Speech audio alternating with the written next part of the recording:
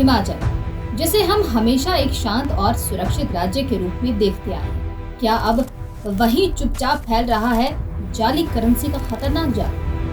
ऊना जिले में पिछले 7 वर्षों में भले ही सिर्फ 2 मामले दर्ज हुए, लेकिन अगर आप इसे सच्चाई मानते हैं तो आप बहुत बड़ी गलती कर रहे हैं, क्योंकि जमीनी हकीकत इससे कहीं ज्यादा डराने वाली है।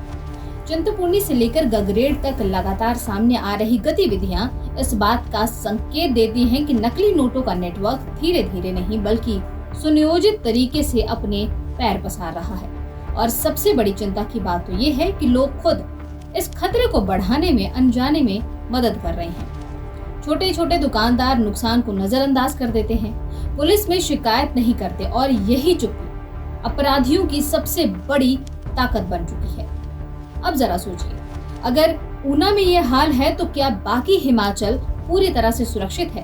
कांगड़ा जैसे पर्यटन केंद्र जहां हर दिन हजारों लोग आते हैं, हमीरपुर जहां नकद का लेन देन ज्यादा होता है, मंडी जो व्यापार का बड़ा केंद्र है, सोलन जहां उद्योगों में बड़ी मात्रा में कैश फ्लो होता है, और शिमला, कुल्लू, मनाली जैसे इलाके जहां सीजन के दौरान भारी नकदी का लेन देन होता है, क्या ये सभी जगहें पूरी तरह से सुरक्षित हैं या फिर वहां भी ये जाल चुपचाप फैल रहा है, बस सामने नहीं आ रहा? गगरेट में सक्रिय गिरोह की खबरें इस खतरे को और भी गंभीर बना देती हैं। ये अब कोई छोटी मोटी घटना नहीं रही बल्कि एक संगठित नेटवर्क है जो इलाके बदल बदल कर काम कर रहा है और छोटे शहरों को आसानी से निशाना बना रहा है, जहां जागरूकता कम है और लोग कानूनी प्रक्रिया से बचते हैं। यही वजह है कि ये गिरोह बेखौफ होकर अपने नेटवर्क को लगातार बढ़ा रहा है।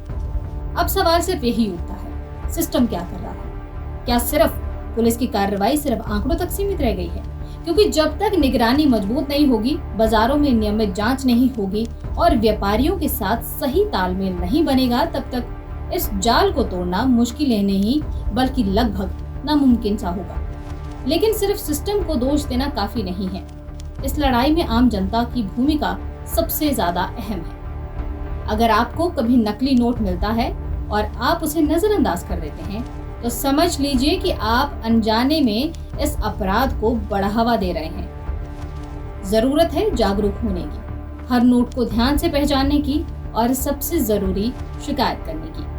बैंक और प्रशासन को भी आगे आकर जागरूकता अभियान चलाने होंगे ताकि हर आदमी इस खतरे को समझ सके, क्योंकि आज ऊना में दिख रहे ये छोटे छोटे मामले दरअसल एक बड़े तूफान की शुरुआत हो सकते हैं।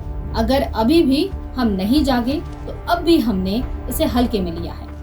तो ये जाली करेंसी का जाल सिर्फ कुछ दुकानों तक सीमित नहीं रहेगा, ये पूरे हिमाचल की अर्थव्यवस्था और आम जनता की मेहनत की कमाई पर सीधा हमला बन जाएगा। अब वक्त है चुप्पी तोड़ने का, सतर्क होने का और मिलकर इस खतरे को जड़ से खत्म करने का, क्योंकि अगला नकली नोट कहीं आपके हाथ में ही ना हो।